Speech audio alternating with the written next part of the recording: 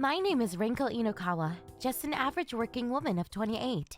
Let me talk about an unbelievable thing that happened to me. About 5 years into the company I work at, my boss had left the company, and so I had a new boss. His name is Mr. Kimizawa, and he was very young and of the sportsman type. He was very energetic, and at first I thought he was a great person. But that first impression did not last very long. In fact, he is quite a nuisance. However, he is not of the abuse of power or sexual harassment type. But I cannot stand him. Sorry to bother you. Something big happened. What happened? Remember the data you made a while ago? Apparently someone accidentally deleted it all. What? That almost took a day to make. Could you not recover it? I tried, but it didn't work. It's completely gone. That was super important, right? Yeah, we definitely need it by tomorrow. I asked around, but no one else could make it. That means I have to take my PTO another day, huh? Yeah, I'm very sorry. I just left home. I'll be there in 40 minutes. Alright. Actually, I lied. Huh? Yep. Who would delete such an important file by accident? You don't need to come in today. Are you kidding me? I took a shower and got ready already. Then go outside for today. You're still in your 20s. You need to loosen up a little more. Could you please stop doing this? Come on, I don't do this a lot. What? A few days ago, you made me print out 100 copies, even though you needed 10. And last week, you turned off the lights when I was working alone over time. That was pretty funny, huh? You're fun to mess around with. I had to do it. Please stop! My bad. Just like this, he loves to pull childish pranks on me. He pulls little pranks like this to very complex ones as well. It's my fault I fall for them, and that's why I'm his usual target. And honestly, it's super frustrating. On another day, while working overtime, when I was finally done and heading home, I noticed that the elevator had an under inspection paper on it. I decided to walk down the stairs when all of a sudden... Ah! Someone with a zombie mask was waiting there to frighten me. I was so scared I fell down the stairs and I lost consciousness. When I woke up, I was in a hospital bed, and there weren't any life-threatening damages, but... Miss Ronco! Are you alright? I heard you fell down the stairs! Thank you for your consideration. I don't know if I'm okay, though. What does that mean? Well, apparently I fell in a bad spot. I have lower body paralysis. What? That's a huge deal! Yeah, unlucky me. Why did you use the stairs? Because it was under inspection. Huh? I left the office 20 minutes before you, and I used the elevator as usual. Really? Yeah, and there weren't any inspectors there either. So that was also set up too. What? The reason I fell down the stairs was because I was scared by something. Something? A male employee with a zombie mask. That's definitely Mr. Kimizawa. You think so too, right? Of course I do. That's definitely him. You need to sue him for alimony and for treatment. What has he said to you? I haven't talked to him since then. Then I'll go and drag him to the hospital. Thanks, but it's okay. He should be coming soon to apologize. I'll let him prepare for what's to come. You're too kind. He hurt you to the point of paralysis. He didn't mean to hurt me. Anyway, I need to seriously talk to him about his attitude. Could you keep this a secret to everyone else for now? As I discussed with my subordinate while in the hospital, I had lower body paralysis and needed a large amount of rehabilitation. According to the doctor, a full recovery was unlikely. So, while I put on a tough face to my subordinate, I was deeply depressed. I couldn't continue my current job, and my life had been drastically changed. But my subordinate, Shogo, came to the hospital to talk to me very frequently and took a lot care of me. Because of him, I was able to mentally recover from this incident. But one big problem, I had no contact of any kind from the culprit, Mr. Kimizawa. He didn't come to greet me in person, nor send me a message. Because I was frustrated, I decided to personally contact him. But what came back shocked me. Hello, Do you have a minute? Yeah, sure. Sorry I couldn't go check up on you in person. You don't need to come check up. We need to talk about a lot of things, right? Talk? About what? Are you serious? Listen, I'm sorry, but I'm not in the mood to mingle with you at the moment. I really don't know what you're talking about. That day you spooked me. You're the reason I'm like this.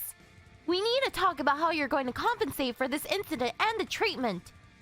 Hey now, I was working overtime, but I left earlier than you. Yes, and you put a paper on the elevator and waited in the stairs. You wore a zombie mask to frighten me, and I fell down the stairs. Oh, so that's what happened, huh? That must have been terrible. I'm so sorry for you. What? Who else would do such a thing? I don't know. It's just not me. Did you see my face? They wore a zombie mask, right? Yes. So you don't have evidence that it was me, right? There were other people working overtime too. It could have been anyone else too, you know? Are you serious? Are you trying to get away with what you did to me? My lower body is paralyzed.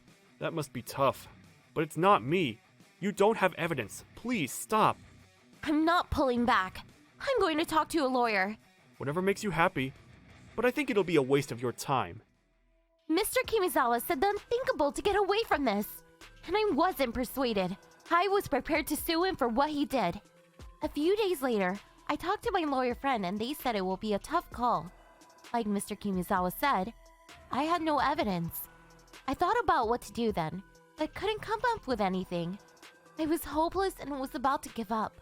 My life had changed due to a childish prank, and the culprit was going to get away with it.